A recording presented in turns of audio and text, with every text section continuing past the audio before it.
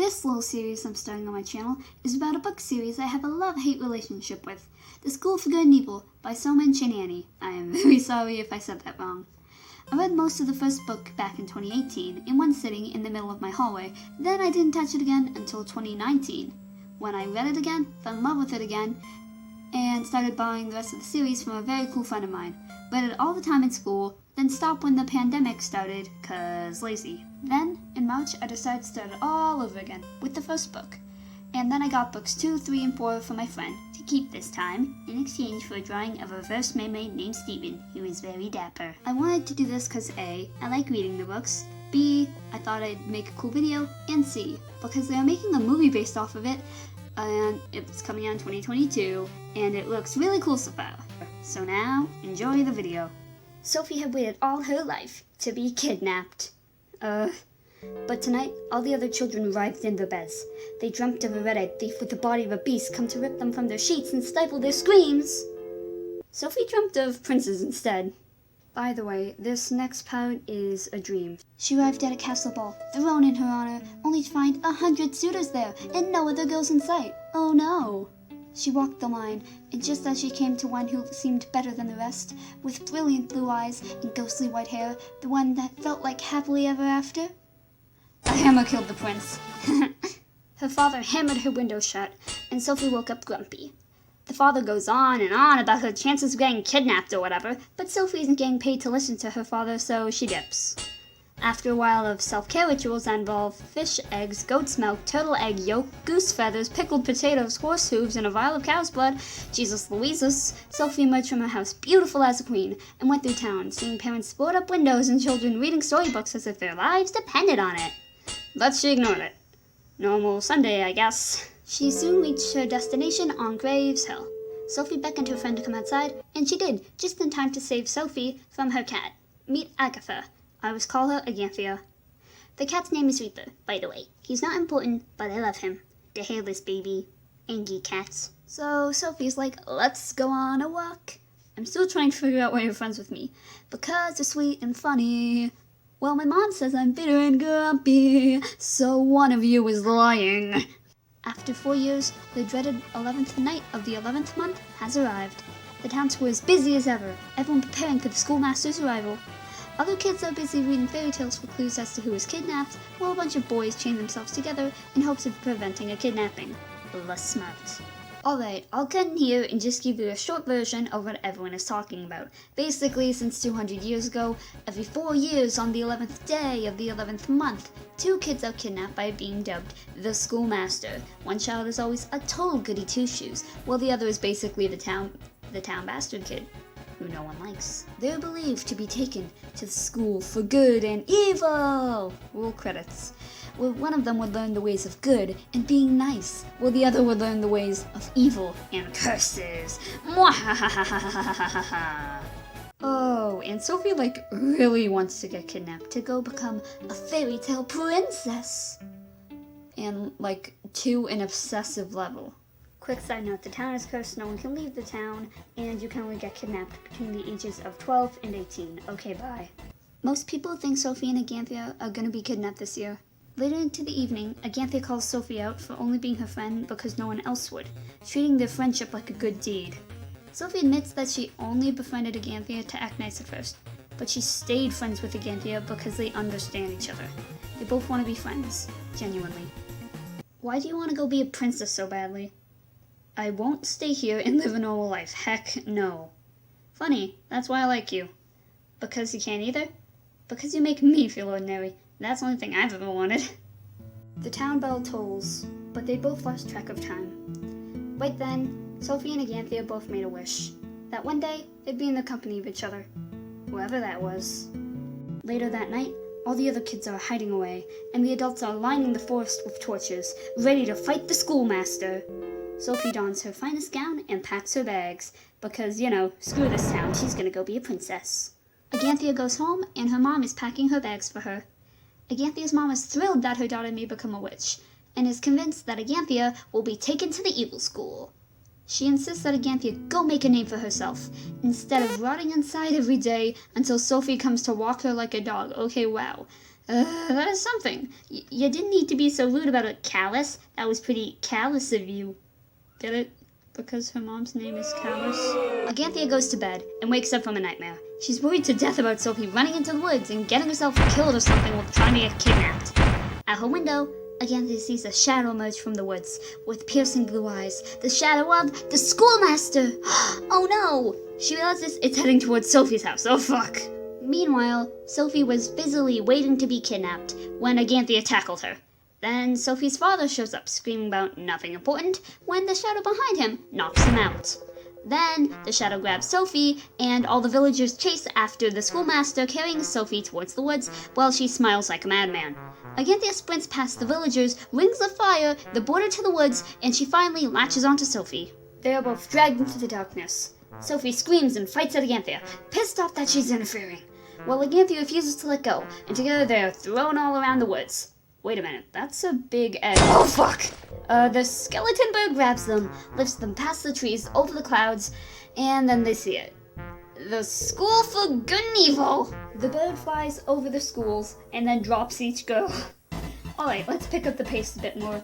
Sophie drops into a moat filled with dark ooze, and the other children drop around her. They are herded out of the moat into a line by talking, yelling wolves. Sophie looks around and realizes she is in the wrong place. She's in the evil school. Aganthia, on her side, blooms out of the ground like a goddamn flower and is surrounded by beautiful girls as she is ushered in to the school for good. On each side, both girls find a teacher and plead that they are in the wrong school. Aganthia just wants to go home.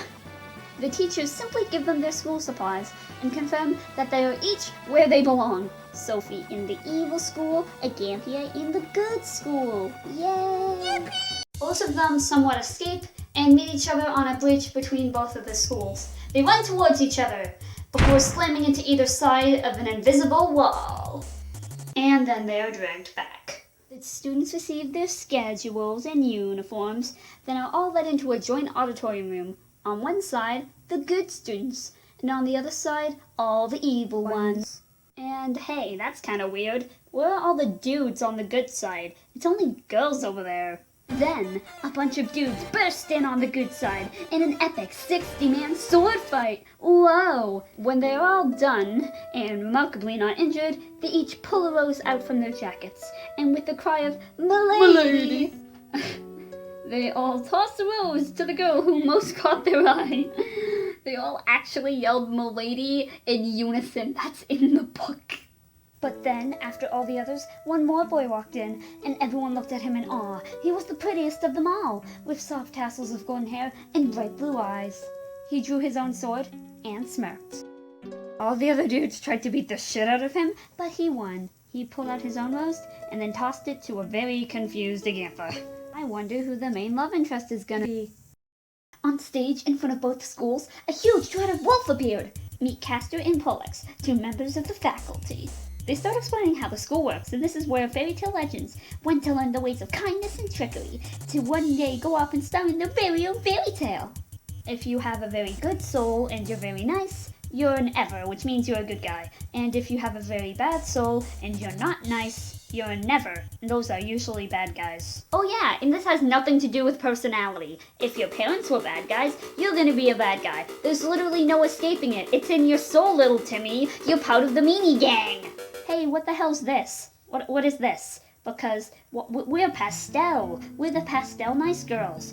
And this lady literally has dead birds in her pocket. Get her away from us. And then all the goths are like, yeah, we have a pastel over here. What the heck is this? Ew, she smells like roses. Can we kill it? Students, no killing each other yet. The school year hasn't even started. We learned that Sophie and Aganthia are called readers, and that they are the only readers in this entire school. Readers basically just mean they're from a world where there's no magic or actual fairy tales going on, and it's just a basic-ass town. If you break certain rules, they'll kill you. If you try and escape, they'll kill you. If you fail your classes, they'll fucking kill you. And sometimes you'll just be like turned into animals or plants. You know how it is. R.I.P. that little Timmy. Yay! Getting murdered at school, Sophie doesn't give a shit. She's too busy staring googly eyes at Mr. I Get My Own Entrance over there. His name is Tedros. Fuck that, I'm calling him Tritos. And he is King Arthur's son and the Prince of Camelot. Also, I mean, like, pulled the sword out of the motherfucking stone, King Arthur. So, yeah. So, the next day, Aganthea's like, heck all this, and she goes to meet up with Sophie. And to do that, she has to get all the way from the good school to the evil school, which might be a problem. Aganthea tries to get past the bridge, but then she bumps into the invisible barrier again. Except this time, she sees her own reflection, but her reflection's like alive and looking at her like she's a piece of shit. Ahem. What the fuck? Good with good, evil with evil. Back to your tower before this upheaval. I want to see my friend. Good people aren't friends with bad people. Well, you don't have any friends either, because we're the same person, and you're too ugly to have friends. Haha. Fine, you're definitely evil. You happy now? Then the reflection lets Aganthea pass. Alright, so Aganthea goes looking around for wherever Sophie's room might be. Aganthea's enjoying the vibes of the whole place because it's all like dark and gloomy, and she's just like, bruh, yes. But then she ends up in a bad situation where she's getting chased by one of the guards, who are wolves, because, oh yeah, the guards for the School for Evil are just a bunch of talking wolves. Then this happens. You know there are worse things than wolves, right? So after all that's over with, Aganthea finally reaches Sophie's room. Oh yeah, those three, Sophie's roommates, meet Hester, Annabelle, and Dot. These three badass witches are some of my favorite characters in the whole series, but we don't have enough time to talk about them. Okay, so Sophie's like, oh hi Aggie, glad to see you came. Now let's switch uniforms and go to our correct schools. How about we just go home? Let's go home. Let's go home. Come on, Aggie. You'll love it here. This whole school is gloomy and creepy and ugly. Just like you! Hey, you look like you shop at Hot Topic. Yeah, let's have you be a roommate instead, and this girl just goes to the good school or whatever. Yeah, I think you guys should switch. Join the mini gang. So Aganthea doesn't want to switch schools, and she just wants to go home. But they don't give her a choice and they physically force her to swap clothes with Sophie.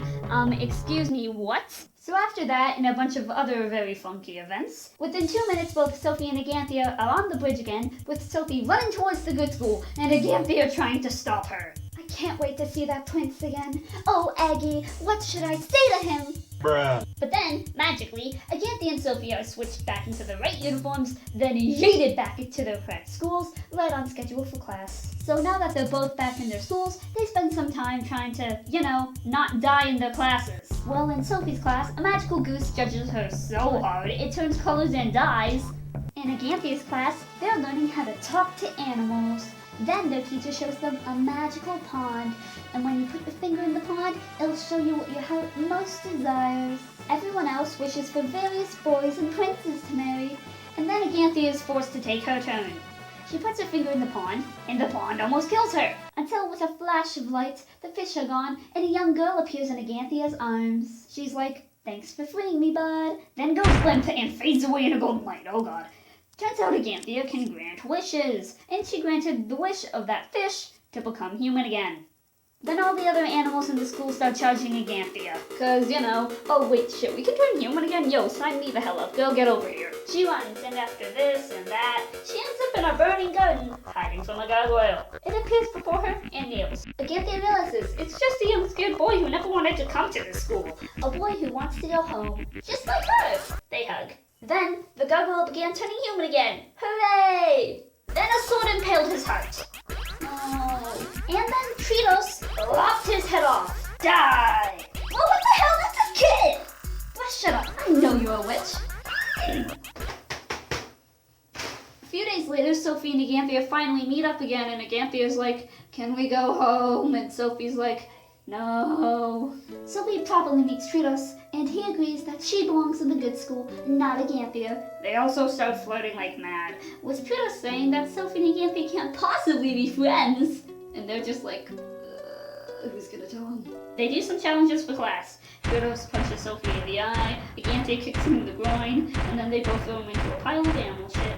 The teacher, for some reason, decides to punish Aganthea and Sophie, and so magical iron shoes appear on their feet that burn hotter than coal. Oh my god. After all that happens, thoroughly done with this shit, Sophie also wants to go home, and they decide to go see the schoolmaster, who lives in a huge tower between the two schools.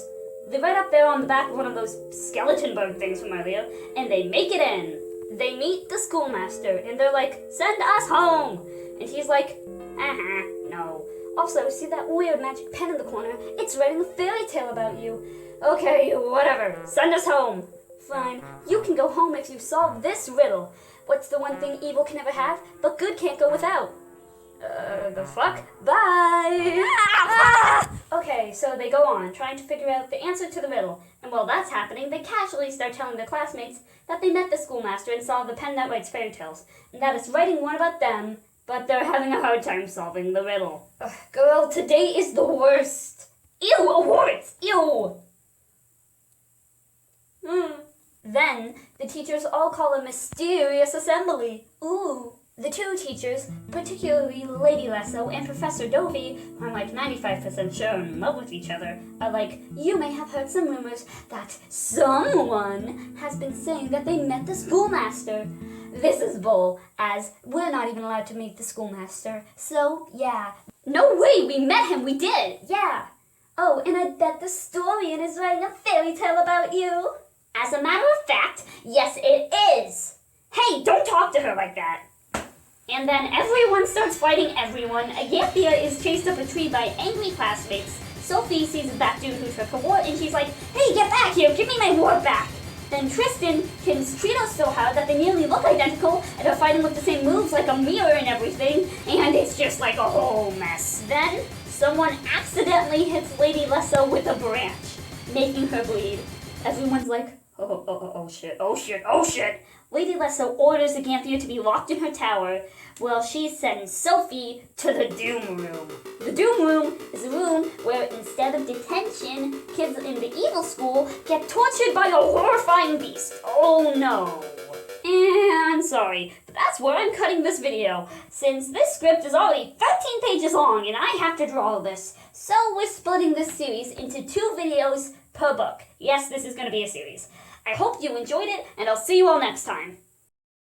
Thank you to my bestie for letting me use this creature, and here's their Instagram and YouTube. They are infinitely swag. This is actually done, oh my heck. This took me like literally over a year. What the heck was I thinking? This is why you don't procrastinate for literal months on end.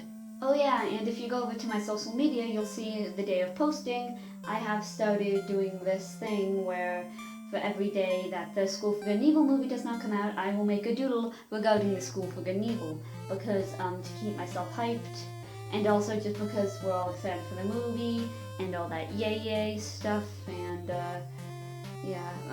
really thank you for watching. I kind of sound dead, but like this was actually a lot of fun to make and just cool, and the next part won't take a year to come out, I friggin' promise. Oh no. Anyway, thank you a lot for watching. This was very heckin' swag. Thank you to... thank you. Anyway, bye.